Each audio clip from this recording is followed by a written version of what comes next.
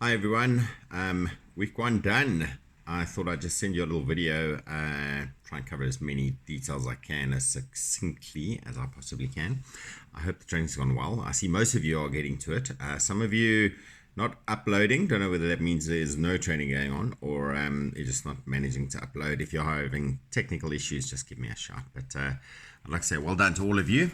I've got my computer on in the background here just to give me some notes to talk to, and I'm going to send you those notes as well. So let's get started with it. Key objectives from week one. Lots and lots of pedal strokes. I'm sure you all realize that. Leg speed, suppleness, and the neural adaptation was what I was looking for. And that normally I drum that down over a good couple of weeks, but most of you seem to be getting into it pretty quickly and finding the purpose within it. So brilliantly done. Consistent longer intervals as well, forcing you to settle into that high cadence at a level that you could maintain. So achieving that primary objective, consistency and high cadence, were the two primary objectives I needed for that session.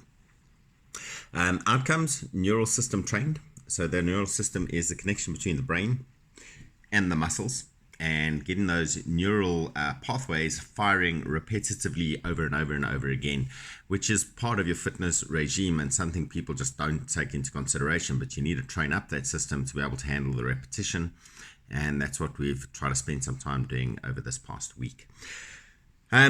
Observations. I'm sure you've all seen how your heart rate response has worked through this. I'm hoping you've picked up that not controlling that heart rate response and not adapting for it is going to end up with you not surviving full interval.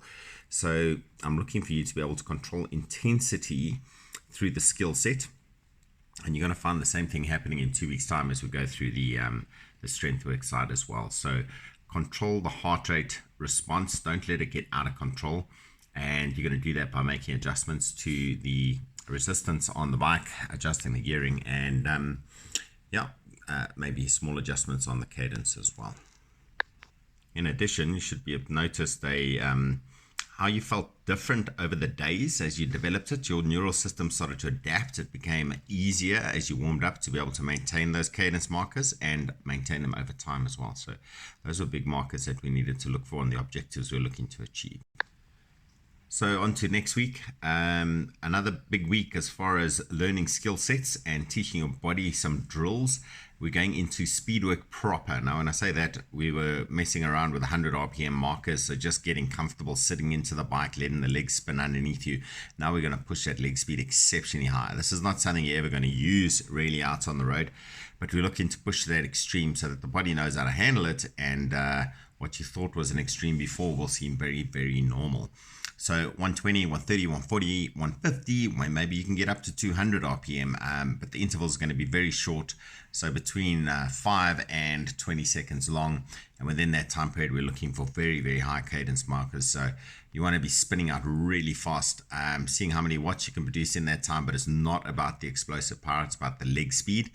And heart rate is going to be very difficult to track because it's only going to respond after the interval. So high cadence. I have stacked up the training, so you'll see that there's Tuesday, Wednesday. You then have a recovery day on Thursday. Then you got the club rides Friday, Saturday, Sunday. So we're looking to create a little bit of overload as well. So 2 days in a row rest, 3 days in a row rest. That's going to be our structure for the week ahead. In addition, I need you at some stage to try and get some testing done. And when I say testing, I'm looking for something that's going to give me an idea of your threshold and see how accurate we are with that on training peaks. Now, if you've got a kicker or a power-based bike, a watt bike, or one of the bikes they have in the gyms, and you can do one of their FTP tests, or preferably for me, it'll be a ramp test, the max ramp test being the ideal. Give that a go. Make sure you paired up the heart rate monitor so we can get the threshold for heart rate and for power at the same time. I'll send you a little video link on how to do a ramp test, and maximal being the ideal. If you're not comfortable with sub-max is perfectly fine, where you're going to stop at 85% of your maximum effort load that you perceive to be doing. And a very repeatable test as well. From there, if you can't do that, by the way, then your typical 20-minute FTP test, also a good one to do. I'm just not a big fan of it without having a marker to target against. So people often go out way too fast and struggle to settle into that rhythm to get the target right.